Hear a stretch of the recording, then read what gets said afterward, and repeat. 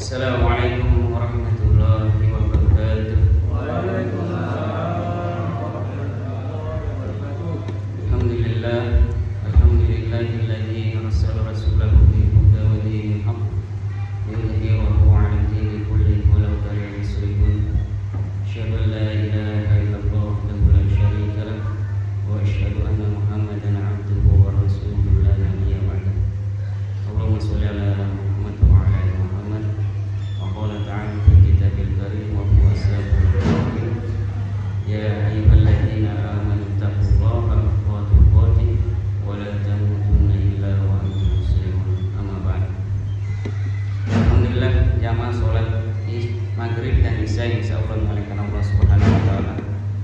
Kita masih diberikan nikmat iman Islam sehingga kita bisa berkumpul kembali melanjutkan kajian pekan kita setiap malam Jumat, yang mana sudah lama kita tidak mengadakan kajian ini ya, karena berbagai macam hal ya, semoga kita bisa diberikan istiqomah.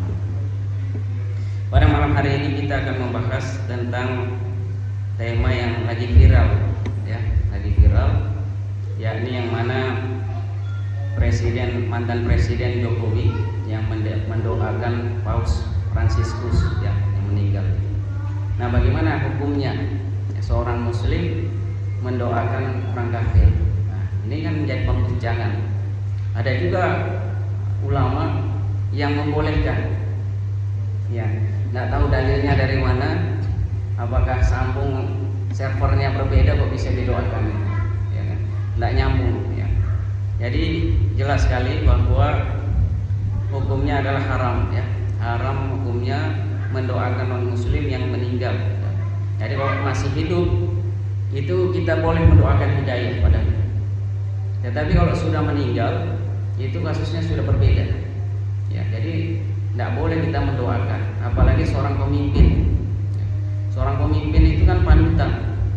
Dia dilihat. Masyarakat ini kan banyak yang awam. Banyak yang tidak tahu, tidak memahami keilmuan, sehingga hal itu dianggap sesuatu yang boleh ya, padahal tidak boleh ya. Jadi para ulama, para fuqaha ya, telah menjelaskan bahwa tidak ada khilafiyah, tidak ada perbedaan di kalangan ulama bahwa haram hukumnya mendoakan orang non muslim ya, sudah meninggal, itu tidak boleh. Adapun ada sebagian yang membolehkan ya, dengan melakukan ijtihad yang mana tidak sesuai dengan kaidah usul ya. Kaidah usul itu menjelaskan kepada kita la masagha lil ijtihadi fi mauridin nas ya. Tidak ada ruang untuk ijtihad ketika sudah terdapat nas. Jadi kalau sudah ada nasnya dari Al-Qur'an, maka tidak boleh diijtihadkan ya. Tidak boleh dicari dalil-dalil karena yang meninggal ini orangnya baik, karena orang yang meninggal ini menginfakkan, membantu manusia ya. Dia mengeluarkan hartanya untuk berbagai macam kegiatan sosial masyarakat. Ya tidak boleh. Sebaik apapun juga orang tersebut, ketika dia sudah meninggal, seorang muslim tidak boleh mendoakannya. Bahkan datang ke makamnya pun sebenarnya tidak boleh. Pendapat atau ijtihad yang tidak sah tersebut, misalnya pendapat seorang ulama yang terkenal ya, ketika Paus Yohanes Paulus II meninggal pada tahun 8 April ya, pada tanggal 8 April tahun 2005 yang lalu, itu sudah ada ulama. Biasanya ulama gini kan ulama yang dekat ke penguasa dia. Nah, kami berdoa kepada Allah agar Allah merahmati dia, Paus Yohanes Paulus II, dan agar Allah memberikan pahala kepada dia sesuai kadar kebaikan yang dia lakukan untuk kemanusiaan dan sesuai dengan amal soleh yang pengaruh yang baik yang pernah dia tinggalkan ya. Jadi ini kan batil doanya ya, tidak boleh. Sungguh itu adalah ijtihad yang batil karena bertentangan dengan nas yang qat'i. Jadi sudah ada namanya nas qat'i. Kalau berbicara nas qat'i, artinya itu adalah sumbernya sudah jelas, yaitu apa? Al-Quran. Jadi kalau sudah disebutkan di dalam Al-Quran, tidak boleh ada pendapat apapun juga, kecuali pendapat itu bersesuai, ya, tidak bertentangan dari nas. Ya. Jadi ini jelas-jelas, ya, ijtihad yang batil, pendapat atau fatwa yang batil. Ya. Walaupun paus itu baik, ya, itu urusan lain. Tapi kalau urusan agama, lakum dinukum waliyadin, ya, agamamu agamaku. Ya, aku tidak menyembah apa yang kamu sembah dan kamu tidak menyembah apa yang aku sembah. Jadi clear. Ya. Jadi tidak boleh kita bermanis muka ataupun juga seolah-olah merendah, ya, kepada orang-orang yang di luar muslim. Justru umat Islam itulah tinggi. Ya, al-Islamu ya'lu ala yu'lali. Islam itu tinggi dan tidak ada yang mengalahi ketinggiannya. Sungguh itu adalah ijtihad yang batil karena bertentangan dengan nas yang qat'i. Yang dimaksud dengan nas yang qat'i adalah nas yang qat'i subut dan qat'i dilalah. Qat'i subut adalah nas itu adalah Al-Quran dan Sunnah, dipastikan berasal dari Rasulullah Sallallahu Alaihi Wasallam, yaitu berupa nas Al-Quran dan nas hadis mutawatir, bukan hadis ahad.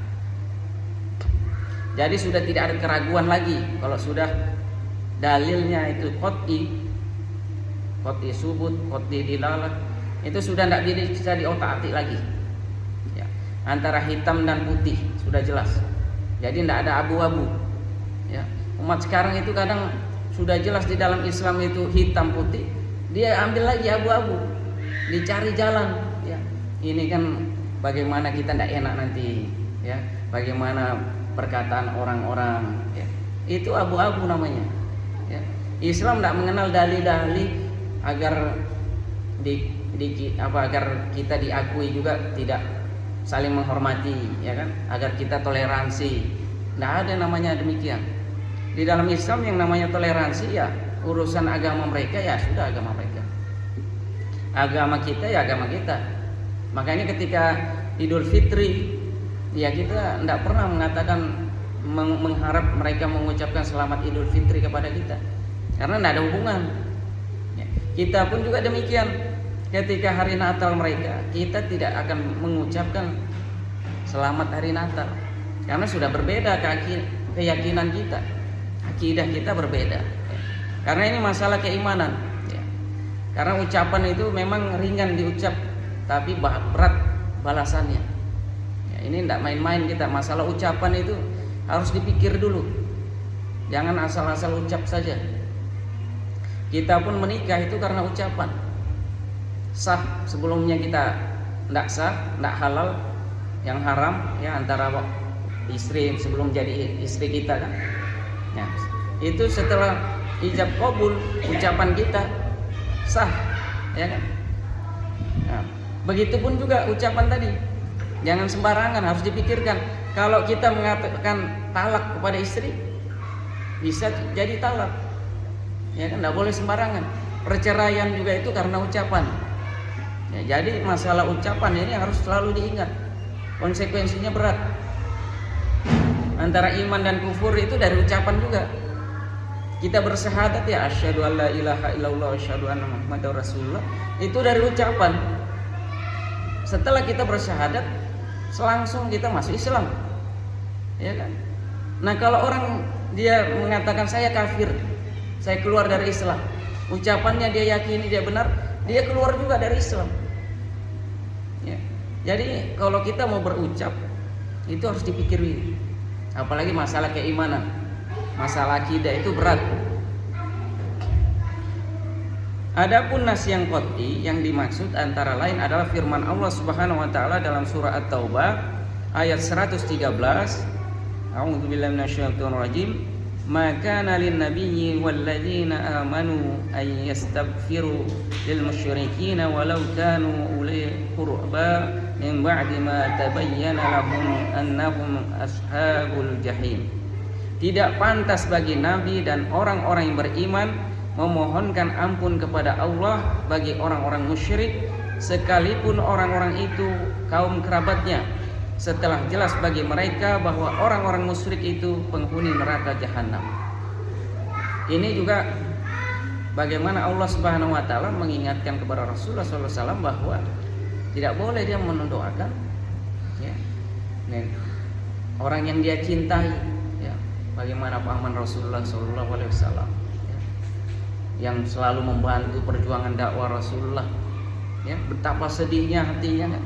Akhirnya ya Allah mengingati. Begitupun juga kita. Nah ini juga bagi para bapak semua, karena zaman sekarang ini zaman fitnah. Pesan saya harus diingat, yang punya anak perempuan ini harus diingat ya. Sekarang itu anak perempuan itu ketika dia jatuh cinta sama laki-laki di luar Islam, non muslim, itu hati-hati, lebih baik ditolak ya. Karena sudah banyak ketika nikah dia kembali lagi murtad. Bukan masalah itunya, tapi istrinya diajak murtad juga, anak-anaknya juga diajak murtad ya. Nah, masalahnya apa? Jadi hubungan kita dengan saudara kandung kita sama anak kita tadi yang sudah beda agama itu terputus ya. Sudah tidak pernah ketemu kita. Di akhirat kita tidak akan pernah ketemu lagi dengan orang yang kita cintai tadi, karena sudah beda ya. Makanya harus diingat, karena sekarang banyak generasi kaum muslimin yang punya anak perempuan itu tidak sedikit ya. Karena teman saya sendiri, adiknya itu nikah dengan cara islami ya. Dengan cara islami, kemudian setelah punya anak, suaminya kembali lagi ke agama sebelumnya, murtad. Dan ini bukan cuma satu kasus ya. Kasus ini banyak. Maka dari itu jamaah semua harus hati-hati ya. Mereka itu namanya suka kepada seorang wanita, dia bisa berpura-pura ya, hati-hati. Lebih baik kita cari yang sesama agama, seiman ya. Karena konsekuensinya berat ya. Kemudian kenapa saya bisa tahu? Sebelumnya saya tidak tahu masalahnya ini, karena dia nanya kepada saya, Ustaz, bagaimana hukumnya saya mendoakan adik saya yang beda agama? Ya saya bilang tidak boleh, haram hukumnya. Adiknya meninggal setelah melahirkan, selang berapa bulan adiknya meninggal dalam keadaan murtad. Ini kan sangat disayangkan sekali. Tidak boleh didoakan ya. Karena sudah jelas ya, ketika pun warisan itu tidak dapat warisan ya. Kita pun juga tidak mewarisi, tidak diberi warisan kepada misalnya orang tuanya murtad, kita tidak dapat warisannya. Kita juga tidak memberi warisan kepada anak kita yang tidak seakidah sudah. Jadi sudah pada dasarnya hubungannya hanya hubungan sosial saja, hanya hubungan biologis saja, bahwa dia pernah dilahirkan di rahim ibunya, itu saja. Tapi di akhirat tidak akan pernah ketemu. Nah kembali ya, yang dimaksud orang-orang musyrik dalam ayat tersebut adalah orang-orang kafir secara umum, baik dia seorang ahli kitab beragama Yahudi ataupun Nasrani, maupun orang-orang musyrik, yaitu orang kafir yang beragama selain Yahudi dan Nasrani ya. Jadi semua agama selain Islam itu kategorinya murtad atau Islam selain Muslim atau kafir ya.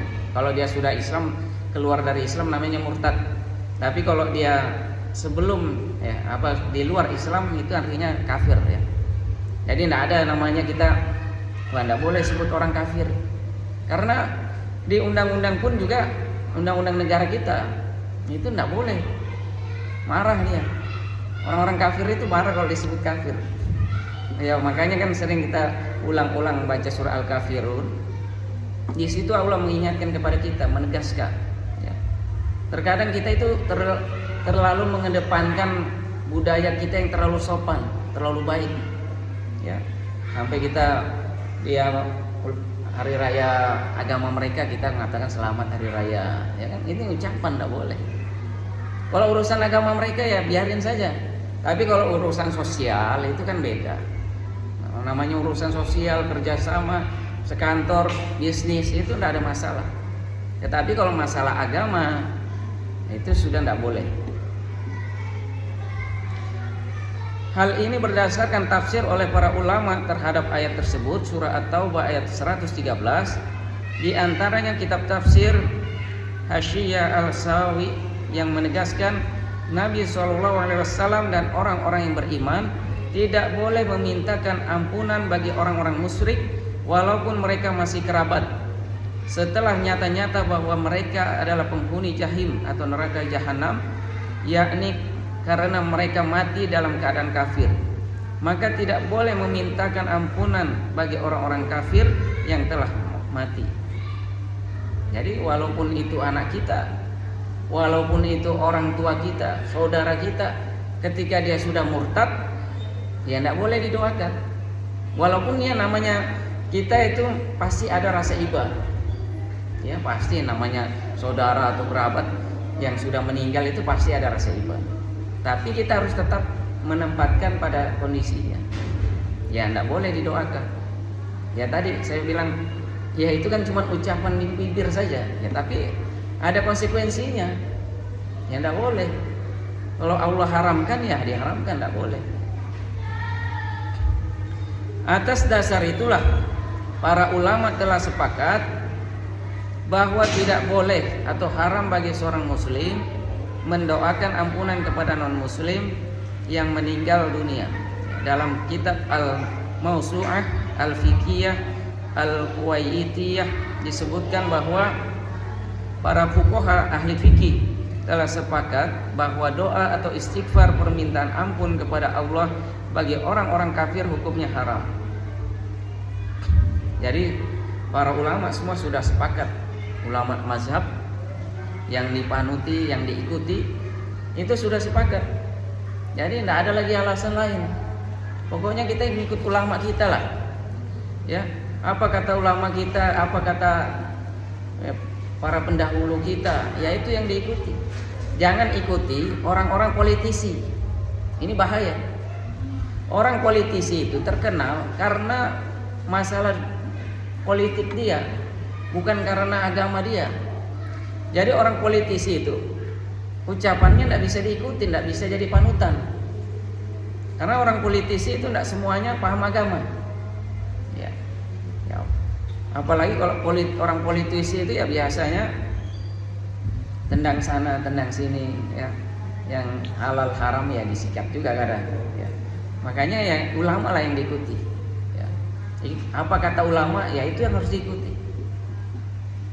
Imam Asy-Syarahsi dalam mazhab Hanafi berkata, jika ditemukan mayit yang tidak diketahui apakah dia muslim atau kafir, jika mayit itu berada di satu kampung dari kampung-kampung muslim, maka secara lahiriah dia adalah muslim, maka dia dimandikan dan disolatkan. Jika mayit itu berada di satu kampung dari kampung-kampung musyrik, maka secara lahiriah dia termasuk golongan mereka, maka tidak boleh disolatkan. Berarti termasuk tidak boleh mendoakan mendapatkan ampunan dan rahmat dari Allah Subhanahu wa taala kecuali pada mayit itu ada ciri-ciri kaum muslimin, misalnya ada khitan dan sebagainya. Jadi kalau misalnya di satu kampung kayak misalnya di mayoritas muslim, ya, kalau di Sangatta ini ada mayoritas muslim lah, tapi ada juga non muslim. Tapi kalau sekarang, kalau zaman dulu itu kan memang tidak ada KTP, ya kan? Dunia medsos tidak ada informasi ketika ada orang meninggal itu susah disampaikan, kabar beritanya susah, untuk mencari tahu dia orang dari mana itu susah. Jadi ketika misalnya ada mayit pada zaman dulu tidak ada identitas, dia berada di kampung muslim, mayoritas muslim, dengan tanda-tanda tadi sudah sunat, maka otomatis harus disolatkan karena fardu kifayah. Tetapi kalau misalnya dia berada di kampung non muslim, mayoritas misalnya tidak beragama Islam, mayit tersebut tidak ada identitasnya, maka tidak boleh disolatkan. Apalagi kalau misalnya dia tidak sunat, ya kan? Jadi ketahuan. Ya. Jadi zaman dulu itu kayak seperti itu caranya. Kalau zaman sekarang kan enak, mudah. Ada mayit tidak bertuan, itu biasanya ada kabar langsung dari kantor polisi. Ya, biasanya sudah dilaporkan ke kantor polisi ada kehilangan sipulan-sipulan. Jadi ketika kita menemukan mayit tanpa identitas, itu bisa teridentifikasi cepat. Ya, jadi bisa ketahuan. Imam Al-Qurtubi dalam mazhab Maliki berkata, sungguh telah berkata banyak ulama, tidak masalah seseorang mendoakan ayah ibunya yang kafir dan memintakan ampunan kepada keduanya selama keduanya masih hidup. Adapun orang kafir yang sudah mati, maka sungguh telah putus harapan darinya, maka tidak boleh didoakan mendapatkan ampunan Allah. Jadi kalau orang tersebut masih hidup, ya masih boleh karena kan masih ada kesempatan dia mendapat hidayah. Allah beri hidayah, bisa saja Allah memberikan hidayah padanya. Minta hidayah, ya Allah berikan hidayah kepada si fulan kerabat atau teman kita, ya kan? Bisa saja Allah beri hidayah karena masih hidup, ya. Karena Allah Subhanahu wa taala yang membolak-balikan hati, ya. Bisa saja ketika perjalanan hidupnya dia melihat sesuatu yang mendekatkan dia kepada Islam, bisa saja dia langsung masuk Islam, hidayah dari Allah, ya. Jadi selagi masih hidup masih ada harapan untuk mendoakan orang tua kalau orang tuanya adalah kafir. Imam Al-Manwafi yang mazhab Maliki lagi berkata, dan Imam Nawawi telah berkata, dan tidak boleh memintakan ampunan kepada keduanya jika keduanya adalah kafir setelah kematian keduanya berdasarkan ijma' kesepakatan pendapat ulama. Dari mazhab Maliki sepakat sudah tidak boleh sama sekali mendoakan orang kafir, apakah itu orang tua, anak kita, kerabat kita. Kalau dia sudah meninggal dalam keadaan kafir, itu sudah terputus. Nah, kita akan bahas bagaimana pendapat dari mazhab Syafi'i, ya. Pada dasarnya sama saja, ya. Imam An-Nawawi dalam mazhab Syafi'i berkata, haram hukumnya orang muslim, ya, atau yang semisal mendoakan, ya, orang-orang kafir. Haram hukumnya orang muslim mendoakan orang kafir, ya, sesuai dengan firman Allah surah At-Taubah ayat 13, dan juga hadis dengan makna yang sama, dan kaum muslimin telah sepakat atas keharamannya, ya. Jadi tidak boleh, ya. Sudah jelas sekali pendapat dari mazhab Syafi'i. Imam An-Nawawi menyatakan haram. Begitupun Imam Al-Ramli mazhab Syafi'i lagi, ya, berkata, dan akan datang pembahasan ketidakbolehan mendoakan orang kafir yang sudah mati dalam bab jenazah. Penjelasannya mengenai haramnya mendoakan orang kafir untuk mendapatkan ampunan. Jadi sudah ada di dalam bab kitab jenazah, jinayat, ya, situ sudah ada babnya khusus tentang haram hukumnya mendoakan orang kafir. Kita bahas khusus, ya, berbagai macam mazhab, ya, untuk membantah tadi pendapat ulama yang tanda petik tadi yang membolehkan, ya. Di Indonesia ini kan ulamanya membolehkan, diantaranya yang di Indonesia ini, ya, menterinya bukan hanya mendoakan dia, dicium-cium juga, ya kan, saking tidak tahu kenapa berlebihannya demikian, ya. Padahal gelarnya ya profesor, doktor, ya. Makanya kalau sudah agama dipolitisasi, ya, itu lain lagi posisinya. Tapi kalau dengan politik Islam itu berbeda lagi. Politik Islam itu ya agar semua aturan kehidupan berdasarkan Islam. Kalau politisasi Islam, jadi Islam itu dijadikan jembatan untuk meraih dunia sebanyak-banyaknya. Itu politisasi Islam.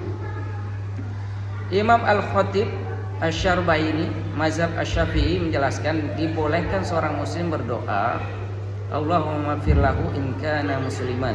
Artinya, ya Allah ampunilah dia jika dia seorang muslim.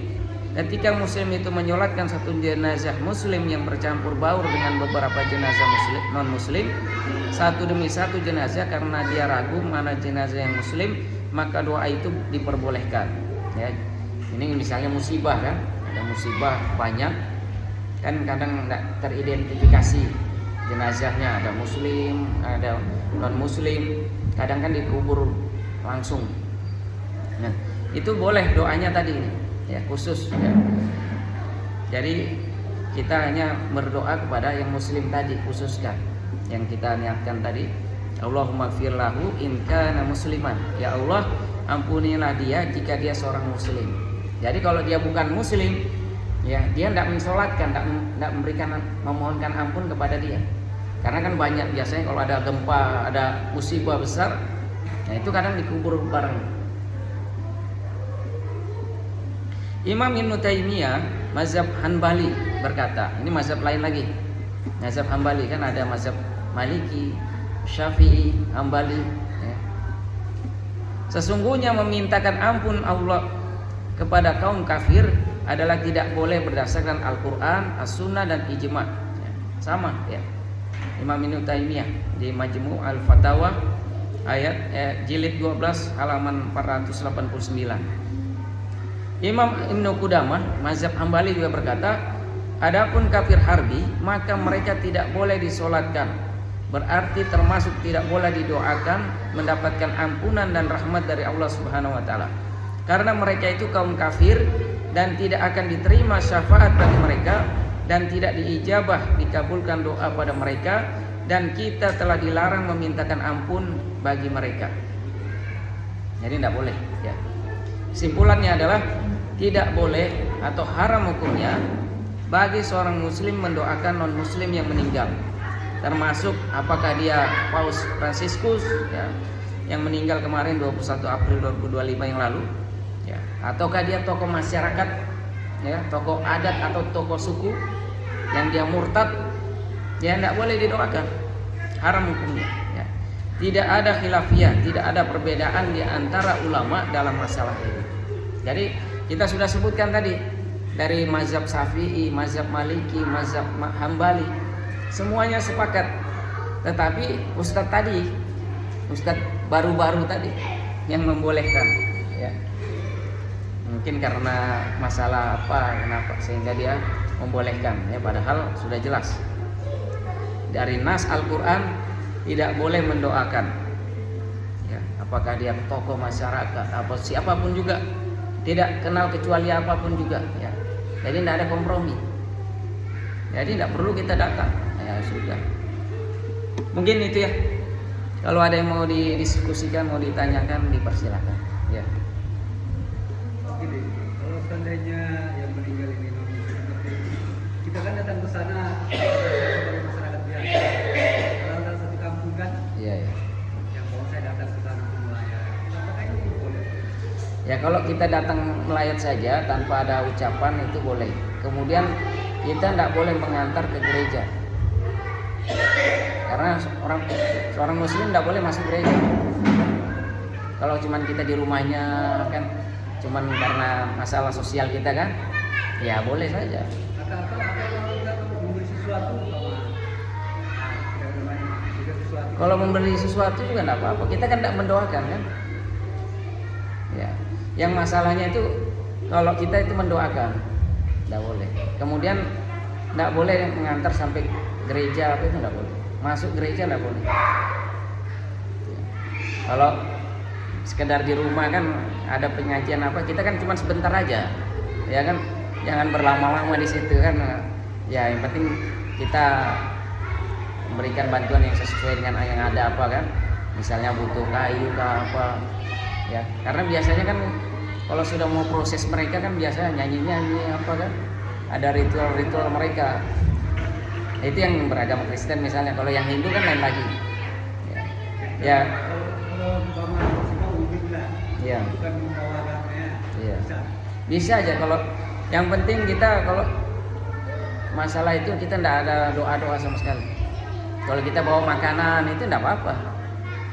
Ya kan? Ini kan wujud bagian dari tenggang rasa, wujud toleransi. Tapi kalau kita bawa acara-acara makan-makan gitu. Kalau makan-makan ya kita tidak usah ikut-ikut, kita anu aja, maksudnya Karena tetangga kan bikin makan masa kita mau. kalau misalnya makanannya halal ya dimakan tidak apa-apa. Misalnya dikasih air putih kan, biasa. Makanannya kan boleh.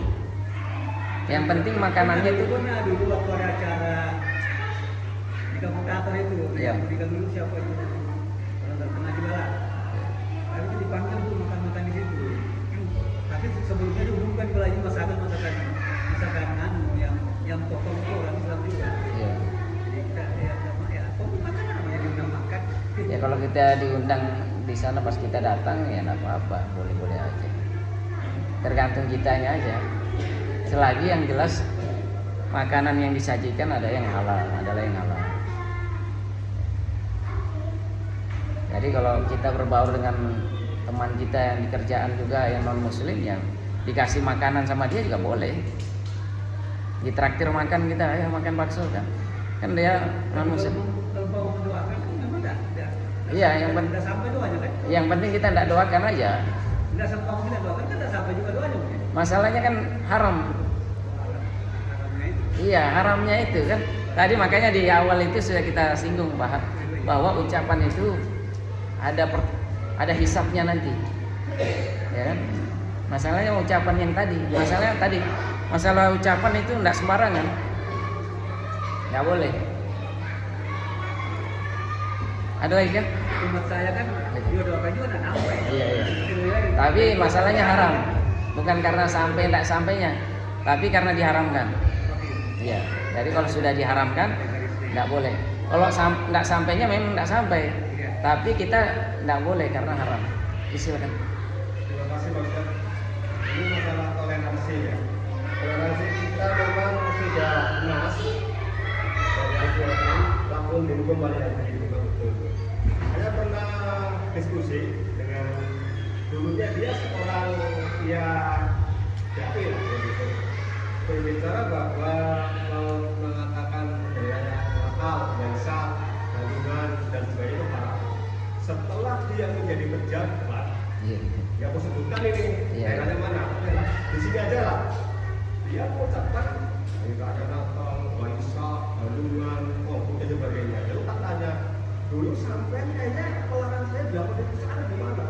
Dia jawab seperti ini, demi kemaslahatan masyarakat, demi kemaslahatan bersama. Kalau aku begitu pemimpin yang ngomong kayak gitu, aku ngomong apa? Iya. Jadi gimana itu definisinya? Gimana? Ya baik ya. Jadi sebenarnya tadi saya sempat singgung juga, kebanyakan agama itu dijadikan politisasi kebanyakan. Untuk apa? Untuk mengambil suara ketika 5 tahun, setiap 5 tahun ya. Itu diantaranya mereka harus dengan agama apapun juga, ketika hari raya mereka dia ucapkan juga apa yang dia ucapkan hari raya tadi, agama manapun juga, karena agar dia dianggap sebagai orang yang toleransi, nanti bisa dipilih lagi ya ketika pemilu dan lain sebagainya. Jadi mestinya seorang pemimpin ketika dia berurusan dengan agama yang lain, agama dia kan punya bawahan. Dia punya bawahan yang beragama sesuai dengan agama yang mau tadi, yang hari raya atau ada yang meninggal itu kan. Ya dia harus utus di bawahannya itu yang sesuai dengan seagama dengan mereka. Nah mesti harus dia datang. Dia harus utusan perwakilan. Itu kan boleh juga. Utusan perwakilan, tidak mesti dia datang. Ya sama itu. Ketika misalnya Natal, ya, karena dia menjabat sebagai kepala daerah, dia datang ke gereja, menyampaikan sambutan. Ya, apa pentingnya dia datang memberikan sambutan itu? Tidak boleh, haram hukumnya. Masuk ke gereja itu haram hukumnya. Ya. Apalagi menyampaikan kata-kata yang tadi udah double banyak sekali keharamannya. Mestinya dia menunjuk bawahannya yang beragamanya yang sama sesuai dengan hari raya agama itu, mewakili dia. Jadi dia tidak terkena. Ya, jadi dia aman. Cuman orang tidak mau sekarang. Pada mau viral semua. Pada mau disebut pemimpin yang toleransi, ya kan? Padahal toleransinya 14 kelebihan. Mungkin itu ya. Jadi simpel saja sebenarnya. Karena pemimpin daerah itu biasanya dia punya bawahan-bawahan dari berbagai macam agama. Ya kan? Oh ini simpulan agamanya A. Ini ada acara hari raya agama A. Tolong nanti datangi yang wakilkan karena ini sesuai dengan agamamu. Ya, diwakilkan. Ya, jadi perwakilan aja. Bisa aja. Jadi pemerintah Kabupaten Kutai Timur ya kan gitu, diwakilkan dia yang mengucapkan kita. Mungkin seperti itu ya.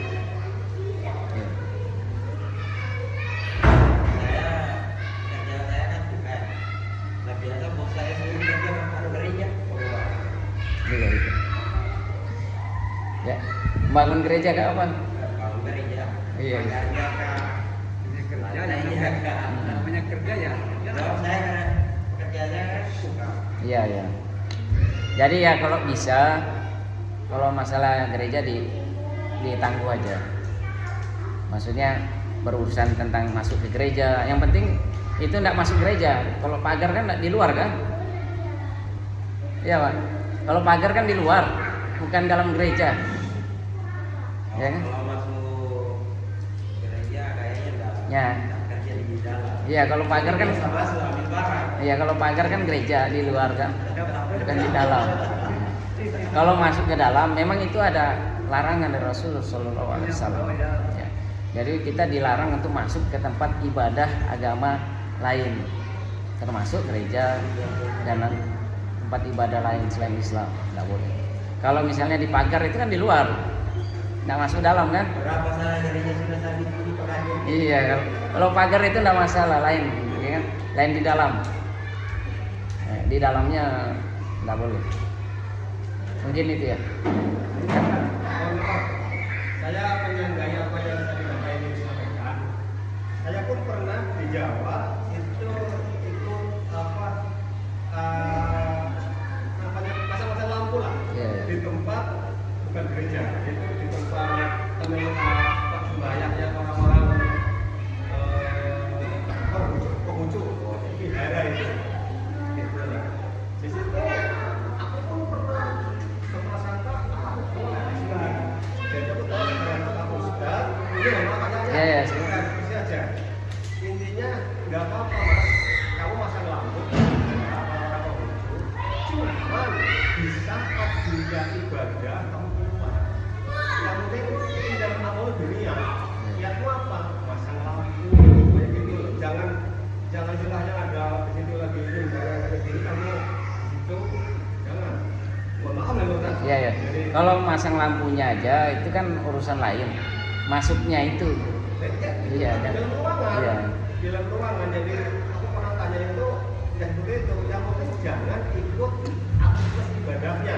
Iya, kalau ikut aktivitas ibadahnya kan sudah rusak akidahnya. Ini kan bukan masalah itunya. Ini bukan masalah akidah, ini masalah boleh tidaknya. Kalau masalah akidah itu kan tadi kalau ngikutin akidah ritual dia berarti kan masalah akidah. Ya kan? Kalau masalah masuk tidaknya itu ini masalah fikih. Dia masalahnya halal haram, boleh enggak, ya kan? Kalau masalah mengikuti kegiatan dia itu kan masalah akidah. Ya kan? Kalau yang tadi itu ini masalah hukum fikih. Kalau yang saya pahami, yang saya kaji itu enggak boleh. Ya, enggak boleh. Dalam mau kayak begini. Iya, masuk di kalau bisa itu dicari yang lain aja suruh pasang.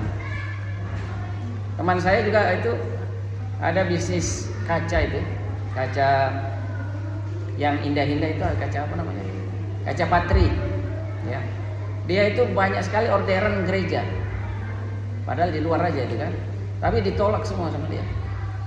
Padahal enggak ada lukisan apa, enggak ada, cuman warna-warni aja. Tapi karena itu di gereja, dia sudah tahu hukumnya, akhirnya ditolak.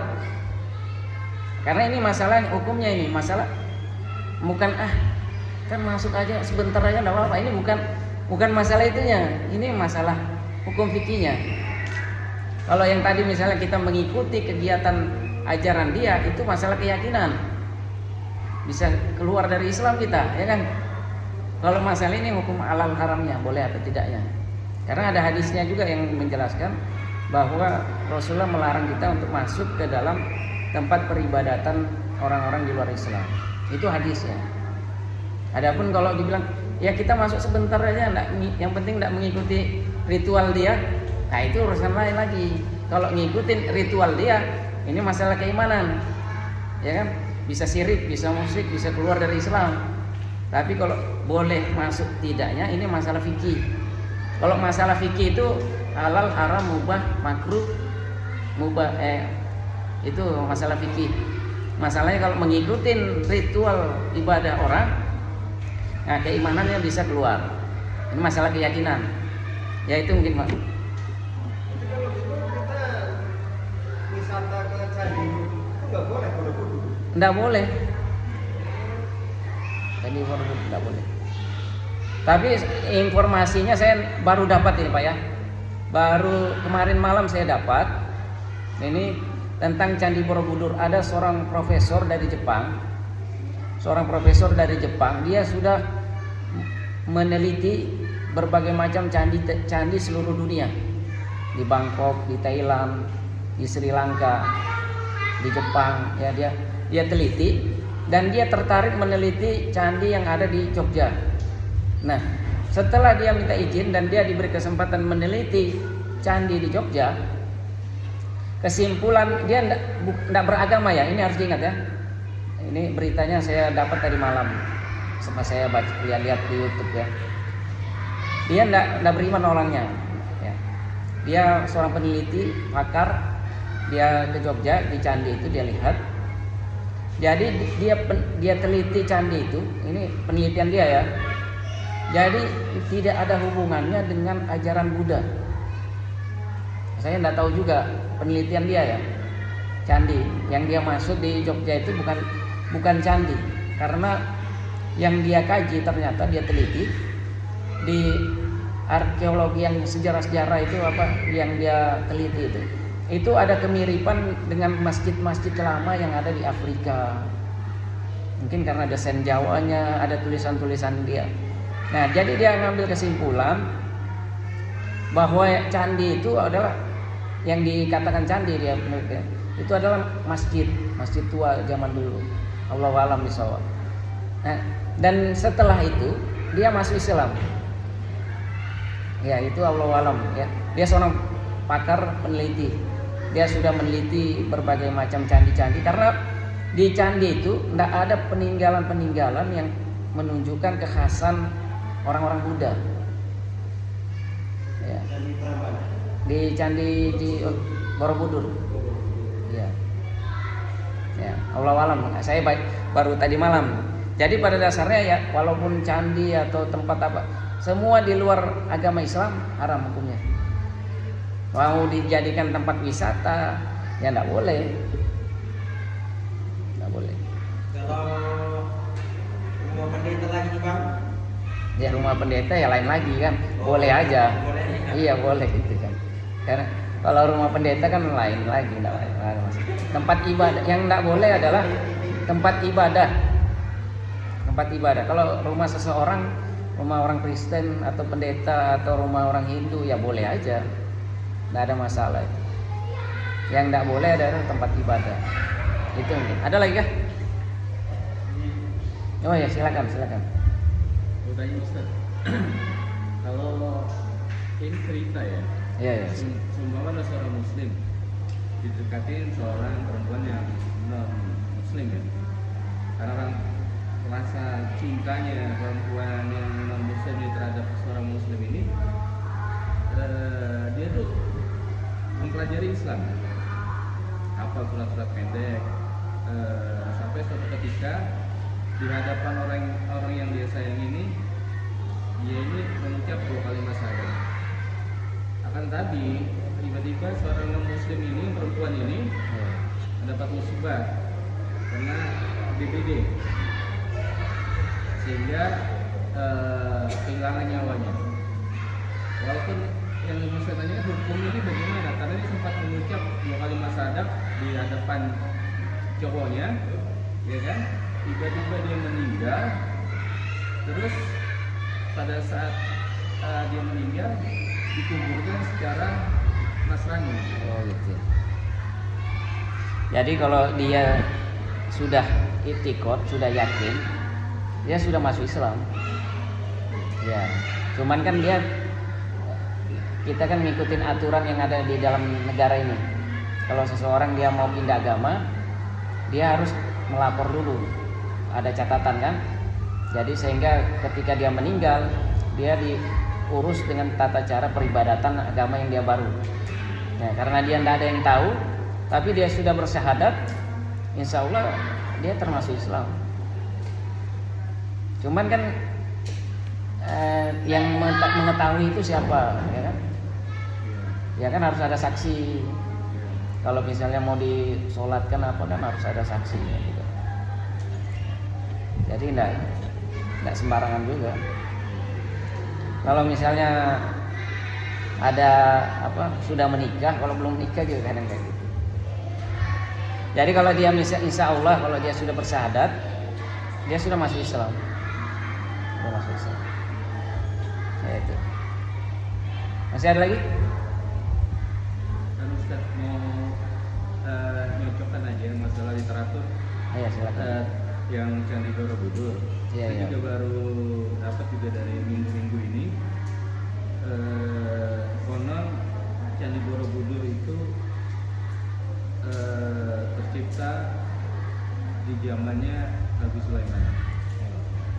Karena Nabi Sulaiman kan punya kemampuan mengerahkan Pasukan jin. dan sebagainya, bahkan bisa memindahkan istana Ratu Balkis, Iya. ya kan?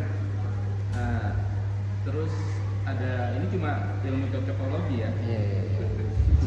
cocokologi. Jadi di daerah sana kan ada juga kabupaten namanya Sleman ya.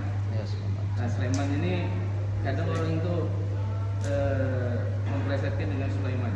Oh gitu ya. Iya, Oh iya, iya. iya kan? Oh gitu sejarahnya ya. Iya, sejarahnya ya. Terus di stupa di Candi Borobudur di atas Iya, iya. itu ada yang belum selesai, ya kan? Iya. Nah itu juga ada sesuai dengan cerita di Nabi Sulaiman. Lagi membangun sudah meninggal duluan. Ya, Iya, betul. iya, ya, ngerti Terus saya. yang meninggal Nabi Sulaiman Iya. kan dia Lagi pengen ngawasi. makan, ya kan? Sampai orang tidak tahu kalau Nabi itu meninggal, sampai tempatnya habis makan ayam. Iya, benar. Nah, jadi walau alam seperti itu. Jadi kalau Ustadz dapat informasi tidak berkecocokan dengan agama Buddha dan itu kecocokan dengan Muslim, ya bisa jadi Candi Borobudur itu dibangun di zaman kerajaan Nabi Sulaiman. Iya, Itu iya. aja, Ustaz. Bisa juga Allah alam karena profesor tadi itu yang meneliti dia masuk Islam dia. Iya. Dia masuk Islam. Nah, makanya dia buat video itu. Dia masuk Islam. Ya bisa saja yang disampaikan itu benar juga. Karena memang pada zaman dulu sekokoh candi itu kan, sebesar itu kan. Ya itu kalau enggak Allah alam sih gimana ya. Memang Nabi Sulaiman alaihissalam Allah berikan dia bisa untuk berbicara memerintah manusia dan jin, kerajaannya kan. Jadi Nabi Sulaiman juga doa bahwa agar tidak ada yang sama seperti dia. Jadi kerajaan yang menguasai jin dan manusia. Jadi memang Nabi Sulaiman bisa merintah jin, bisa saja itu. Bagaimana ceritanya kerajaan Ratu Balkis kan, bisa seorang alim ulama yang bukan lewat jin dia, alim ulama yang lebih orang berilmu kan di ayat itu. Ya bisa saja itu. Karena peneliti tadi itu dia masuk Islam. Memang kalau dia lihat dia katakan ada tulisan-tulisan sejarah itu yang dia cocok-cocokkan sama yang di Afrika. Itu sama. Dia pakai alat canggih dia ngeceknya. Ya mungkin itu ya. Masih? Oh silakan. Iya silakan. Tidak apa-apa. Ya, ini pembahasan Candi Borobudur ini. Itu juga dikatakan oleh Bapak itu berbagai versi itu Pak. Iya. Saya menggarisbawahi bahwa kota Sleman itu dalam bahasa Jawa artinya salah selek podo salah. Jadi dulu di tanah Sleman itu orangnya masih banyak sekali, istilahnya itu preman, bajingan, pokoknya masih jahiliyah. Setelah datangnya Sunan Kalijogo dan Mas itu akhirnya didamaikan bagaimana caranya untuk Islam masuk, berbagai kebudayaan dimasukkan, dikasih nama Sleman. Kamu salah, hanya salah aja pada salaman, namanya Sleman. Oh gitu. Yang kedua, masalah Candi Borobudur, ya mudah-mudahan benar lah itu cikal bakal umat Islam. Tapi secara arkeolog banyak juga yang mengatakan bahwa itu destinasi umat Buddha. Karena apa? Ciri-ciri patung Buddha pertama dia tidak berpakaian, tidak menggunakan mahkota. Jika nanti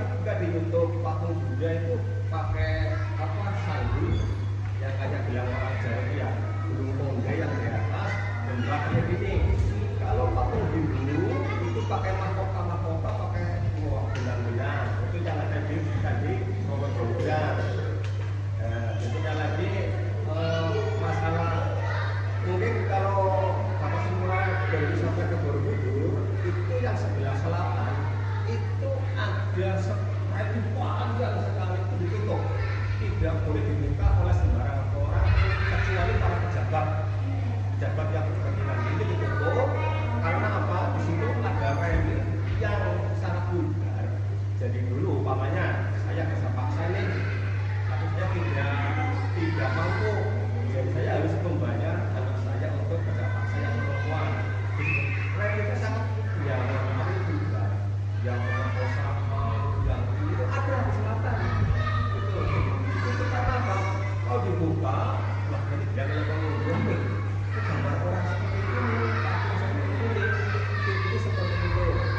Yang berikutnya lagi masalah Candi Borobudur yang ada di sebelah timur itu justru, mohon maaf ya, bukan aku lagi memprovokasi masalah simbol negara. Iya. Itu justru melambangkan apa ya, filosofi bangsa Indonesia. Ada yang mengatakan bahwa kenapa sih mas filosofi Indonesia itu banyak menggunakan bahasa Jawa. Contohnya Garuda Bhinneka Tunggal Ika, di situ ada namanya Bhinneka Tunggal Ika Sang Dapat Pertama Manunggaling Kalsa ing Tanah Jawa.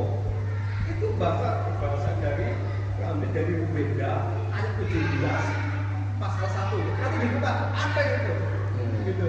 Jadi mohon maaf, bukan yang lagi apa, tapi sekedar sharing, mudah-mudahan Allahnya Maha Taala. Iya. Gitu. Jadi ya saya dapatnya begitu juga yang tadi yang saya sebutkan bahwa dia mungkin itu sisi lain, mungkin yang dia fokusnya banyak yang dia samakan, dia ciri khasnya, maksudnya mungkin itu sejak kapan adanya yang baru-baru itu kan, mungkin ya ada yang fokusnya yang lama-lama itu nah, mungkin ada yang agak lebih umurnya berapa tahun, berapa ratus tahun, apa segala macam. Nah itu yang dia arkeolognya yang teliti yang lama-lama itu, yang ribuan tahun apa gitu. Ya itu mungkin ya. Ada lagi kah sebelum kita tutup kajian kita pada malam hari ini?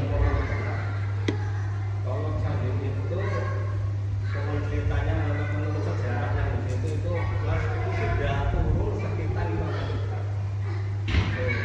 Bahkan ada relief atau pahatan yang untuk karena memang sangat vulgar. Itu batu ngambil dari Sungai Kelambu.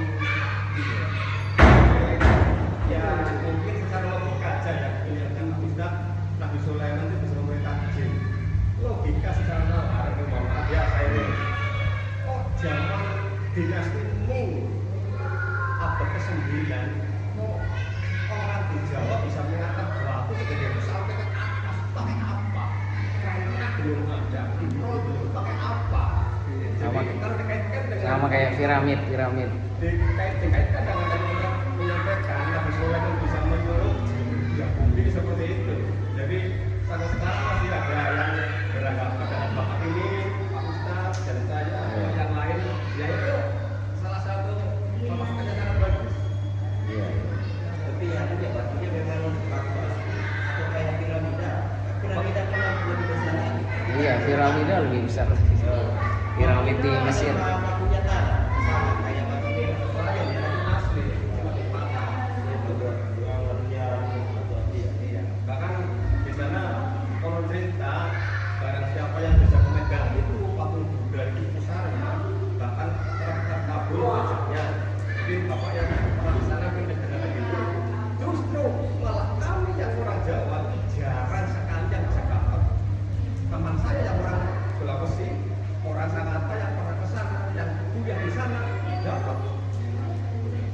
Jadi dengan sininya, kalau dia apa ya tanahnya panjang, ya sama lintahnya panjang. Kalau yang orang sekitar situ tidak kena, tapi kalau yang orang yang itu, ya kalau itu sirik lah. Iya.